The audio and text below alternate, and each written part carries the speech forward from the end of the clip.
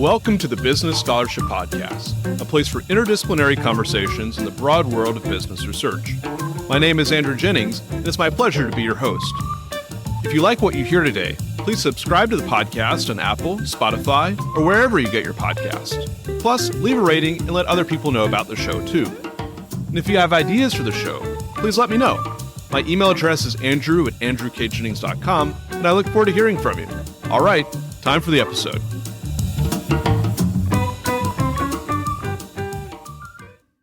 Before we start the conversation with today's guest, I wanted to take a minute and thank you, the listeners, for joining us today on the 200th episode of the Business Scholarship Podcast. And I'd also like to thank the 225 guests who've appeared on the show since it got its start in 2019, as well as the hundreds of listeners who tune in for each episode. I really can't wait for the next 200 episodes to come. With that, I'd like to welcome today's guest, Mariana Pargendler, a professor of law at FGV Law School in Sao Paulo and an incoming professor of law at Harvard University. We'll be discussing her paper, Corporate Law in the Global South, Heterodox Stakeholderism, and I'll add a link to the paper in the show notes for the episode. Mariana, welcome to the Business Scholarship Podcast, and perhaps a first question for our conversation. You frame this paper around a really intriguing word, heterodoxy. I wondered if you could introduce the concept of heterodoxy. What do you mean by heterodoxy in corporate law and in the corporate context? And perhaps by implication, what do you mean by orthodoxy in corporate law and the corporate context? This paper is part of a broader project with Kevin Davis from NYU on legal heterodoxy in the Global South. So we have published a law review article on contract law and inequality, and we are organizing a book volume with contributors from around the world on legal heterodoxy in the Global South, which is forthcoming by Cambridge University Press, though that project has a broader focus and also covers other areas of law. So we've thought a lot about this particular terminology, and this is what we have in mind. We are defining legal heterodoxy in two ways. First one is that it means something different from the legal rules and institutions that one would find in the global north, even accounting for the fact that the global north is not homogeneous. The second way is by incorporating broader public policy and distribution objectives into private law, and in this case, corporate law. By contrast, orthodoxy is what we have in the global north. So in this paper, which is part of the book volume, and it will also be published in the Seattle University Law Review as part of the Berkeley Symposium, I address heterodox stakeholderism, which means different forms of stakeholder protection in corporate law that are distinct from the types of stakeholder protection, if any, one would find in corporate law rules in the global north.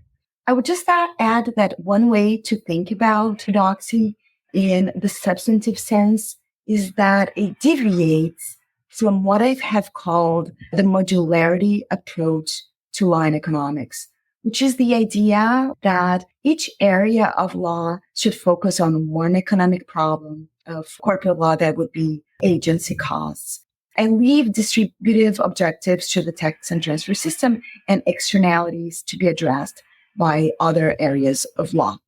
I'm looking to deviations of this modular approach and also taking into account in ways that are different from whatever the norm is in the global north. I'd like to level set a little bit with some terminology. We've talked about the global north and by implication the global south. Can you just maybe define what those concepts capture? And with that, how have scholars or practitioners or judges from the global north typically, or maybe even stereotypically, thought about corporate law in the global south? And to what extent are those characterizations maybe inapt or missing the point? What sort of gap or clarifications are you offering in this paper? Great questions. Let me start with the first one about the concept of the global south and the global north. And this is a great question because really these terms are used with different meanings in the literature. For purposes of this project, as well as my other works on legal heterodoxy, we're really using a global north as a synonym for developed countries and global south as a synonym for developing countries. So global south countries up to medium income levels, and global north would be high income countries. This is not the only use of that terminology in the literature. Some works address the global north and south as relating to different epistemic or methodological sensibilities, so that one could think about the north within the south or the south within the north.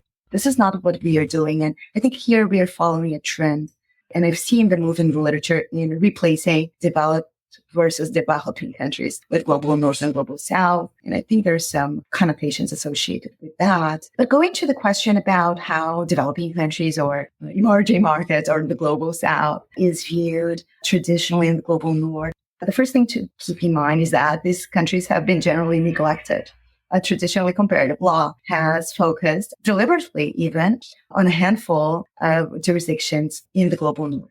But there are views or stereotypes, as you noted. And those are the views that those laws, including corporate laws, are either antiquated or they are failed transplants for institutions that do not account for local context, or they are perfectly adequate laws on the books, but they face problems of enforcement. And I certainly think there's something to those views. And I certainly believe in problems of enforcement in the global south. But this is really only part of the story. So this perspective is incomplete and impoverished in my view. So in this paper, I try to show how global south jurisdictions have pioneered distinct approaches to stakeholder protection in corporate law. So there is a greater innovation, for good or for bad, in the corporate laws in the global south that has not been captured by the existing literature. And if I may add, Andrew, it has not been captured by the existing literature because when the literature happens to look at the global south, it does based on questions or issues or standards that come up from their views in the global north. So before this project, I had heard of corporate laws in Malaysia, and I had read that Malaysia scores very highly in the investor protection part of the World Bank, now defunct, doing business rankings. But I did not know that Malaysia had a pioneering, highly aggressive program of affirmative action in corporate ownership. And that is because that's not something that is in the minds of people in the global north. So it doesn't get captured by usual approaches which come from a global north style checklist. I'd like to talk about some of the comparative instances or case studies that you offer in the paper in just a moment, but perhaps maybe to think about distinctions between orthodox corporate law and the heterodox stakeholderism that you theorize in this paper, with the proviso that just as in the global north, the global south jurisdictions are going to follow heterogeneous approaches. There's going to be heterogeneity in the global south. Can you talk us through perhaps some of the political economy around the emergence of heterodox stakeholderism? What are some of the institutional and social, political, economic paths that these jurisdictions follow that help us understand this topic of heterodox stakeholderism? So the main story here is one of adaptation of private laws and corporate law in particular to local conditions. So the idea here is that global south jurisdictions are poorer, more unequal, and also have greater challenges of state capacity in addressing externalities through other areas of law. So this puts pressure on corporate law to help with these problems. You can think of this as the flip side, or perhaps even a corollary of the modularity approach to law and economics. If other areas of law are not doing their job, then you have this open question about whether a certain area of law can come to accomplish broader objectives. So this is one central part of the argument. Another point that I would like to raise is that at least some manifestations of corporate law heterodoxy in the global south respond to dynamics of global south versus global north distribution. And the topic of distribution is generally absent from a corporate law scholarship, which is highly modular and really believes in boundaries between areas of law, but interestingly does not care much about boundaries between jurisdictions. So in this way, these corporate law scholarship is very different from, say, international intellectual property scholarship. In IP, there's a clear sense that strong IP protection can come to benefit global north jurisdictions that are the innovators at the expense of global south jurisdictions, which would be only paying monopoly profits. But that type of analysis has not reached corporate law, and I'm trying to begin exploring whether that can also account for some heterodox manifestations. And I explore this in the paper in the context of the limited liability of parent companies for torts or environmental harm.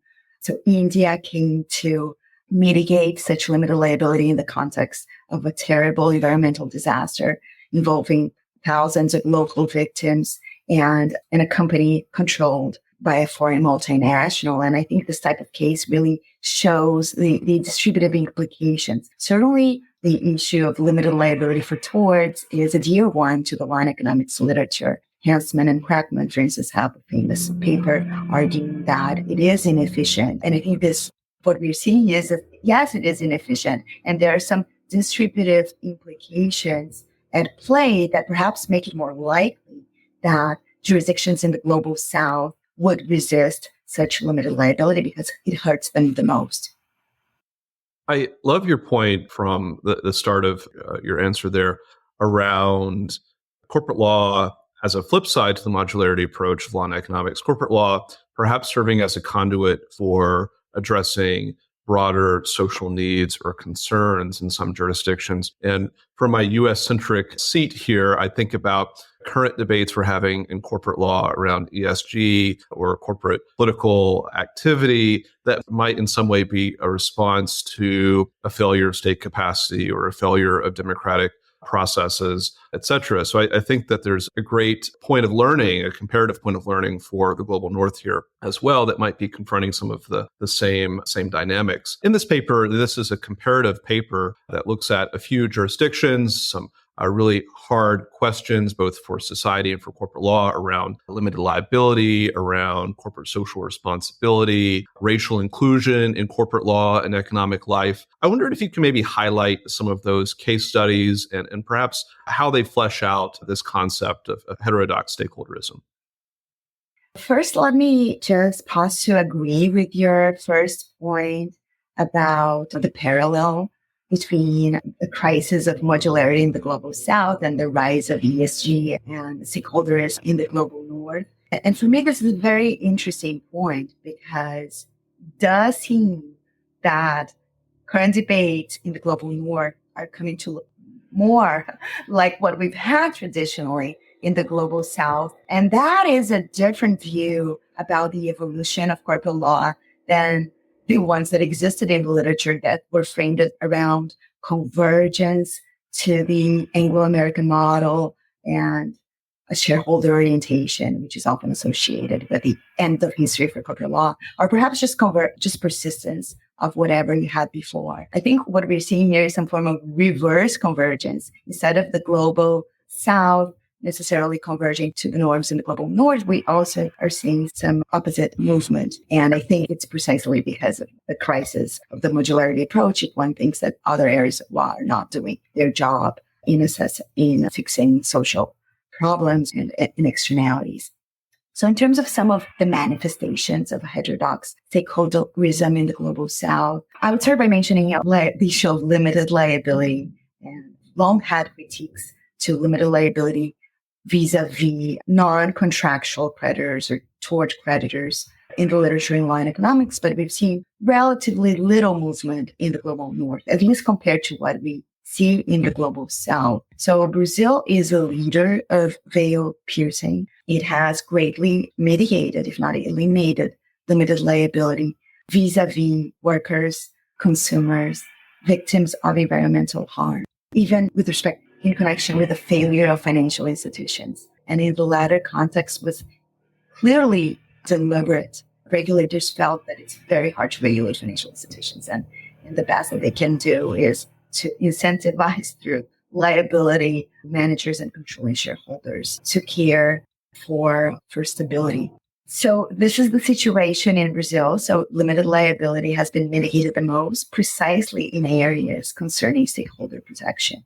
But it's not only Brazil, it's also India. I mentioned that before. And it's quite curious because when India is portrayed in the comparative literature, its approach to limited liability or the liability of parent companies is as unique or revolutionary, which is precisely because jurisdictions in the global south are often not compared to each other. So I use this example to suggest there's some form of odd duck syndrome in the literature because the global south is only studied in isolation and compared to the global north without self comparisons, which in turn allows us to discern some common patterns.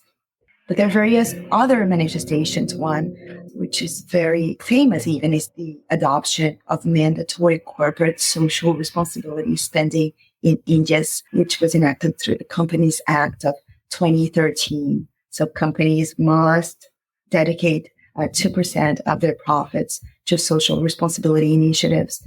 And since 2013, that regulation has only been expanded to even discern activities that are worthy of the label and those are not. But it's interesting also that India is not alone. Indonesia had some form of spending in earlier rules. Mauritius came to follow along. And that can be understood in different ways. One is that maybe that is compensating for difficulties of the state in doing its job. So you ask companies to do the spending. Another interpretation is that helps create legitimacy for the market economy by showing that companies are also doing things for the common good.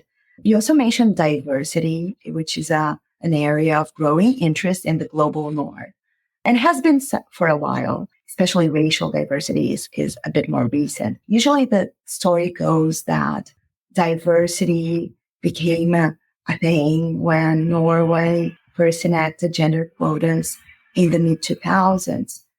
And that was very important. And now so many countries have gender quotas or other initiatives relating to gender diversity. But I would like here to point to South Africa's experience with Black economic empowerment, which had a specific corporate governance component. I find it very telling that right after Nelson Mandela left jail in 1990, in one of his speeches, he noted the Johannesburg Stock Exchange was really too white and male. And since then, the issue of diversity in corporate governance gained a lot of traction in South Africa, culminating in the broad-based Black Economic Empowerment Act, it's a mouthful, of 2003, which has components, it's a scorecard, and there are points awarded to different dimensions, but those include Black ownership, Black board representation, also procurement from Black firms, and there are separate points awarded to Black women. And Aishimoglu and his co-authors, prominent economists, have posited that type of initiative could not only, of course, increase diversity, but also help avoid other destructive forms of populism in view of the terrible record of South Africa in terms of racial inequality and discrimination. Your work really, I think, raises for me a methodological question around perhaps the tendency of scholars or judges in the global north and in law schools and business schools and policy schools, economics departments, et cetera, to take an Anglo-American end of history approach to corporate law and corporate theory, maybe with occasional comparative work with Germanic corporate law, perhaps as a common counterpoint. I wonder if you could talk about the methodological risks of that approach and perhaps some of the opportunities of taking a more comparative approach. Is a lack of global north, global south, and lateral south comparative law, is that potentially something that impoverishes corporate law theory in the global north? And are there any opportunities for scholars to fill that gap going forward?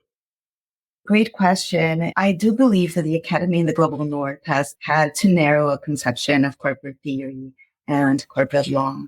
But that can be true of any context. And let me use your question here to do some advertising or defense for comparative work.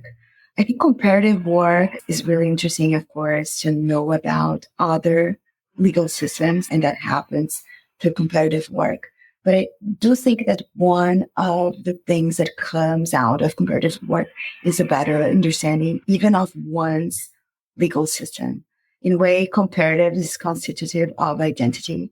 So you can only understand the features of your system if you have a broader perspective of other possible institutional manifestations. Just as an anecdote here, many years ago, I think now almost 10 years ago, I was invited to join the third edition of The Anatomy of Corporate Law, which is a comparative corporate law book from a law and economics perspective. And when I accepted the invitation, I thought, wow, that would be a great opportunity. I will learn so much about other jurisdictions. And I certainly did learn about other jurisdictions. But for me, out of that experience, what really came to change my worldview and influence my scholarship is how I came to view Brazil. Because in a way, the heterodoxies that I'm now identifying were really visible in that project in ways that were not necessarily visible in just my day-to-day life teaching corporate law in Brazil. So I think, yes, we learn a lot about other systems. This is important to expand one's institutional imagination. And not only to imagine alternative institutions, but also to even understand the true driving forces and conformations of our own institutions. So yes, I do think that the view has been too narrow, and a comparative approach can certainly help in that regard. What key takeaways would you like listeners to have for this paper and for this interview? And this is the 200th episode of the podcast. So if we were to maybe talk again in 100 episodes from now, what open questions are you thinking about now that maybe you will have tackled by then? I do think there's a lot more innovation in the Global South than has been acknowledged. And based on this work, I think there's so much more to be done. Until now, the main division in the comparative law literature has been between common law and civil law, and economists have also taken a huge interest in that distinction. There's a lot to be said about it and a lot to be said against it. But I do think there's a lot to be learning, exploring differences between the Global South and the Global North, and as well as similarities across the Global South through South comparisons. I'm really interested in what can be gained in incorporating the Global South into analysis of comparative corporate law. So things are not, the story is not only one of failure and blind copy and things that don't work. There's certainly lots of challenges. And here, I think I would like to highlight that I do not necessarily think that heterodoxy is good or bad. I actually don't think you can make such an assessment at a high level of generality. So in uncovering such differences, I think this opens a huge research agenda in trying to understand the impact of these different rules and institutions in ways that haven't been even realized because they hadn't been mapped. So this is what I have for now, Andrew. Really, congratulations. I'm a fan of the podcast, and it's amazing that you've had 200 episodes by now. I'm really honored to be part of it. Our guest today has been Mariana Pargendler, professor of law at FGV Law School. We've discussed her new paper, Corporate Law in the Global South, Heterodox Stakeholderism. I'll add a link to the paper in the show notes for the episode. Mariana, thank you for joining the Business Scholarship Podcast. Thanks, Andrew.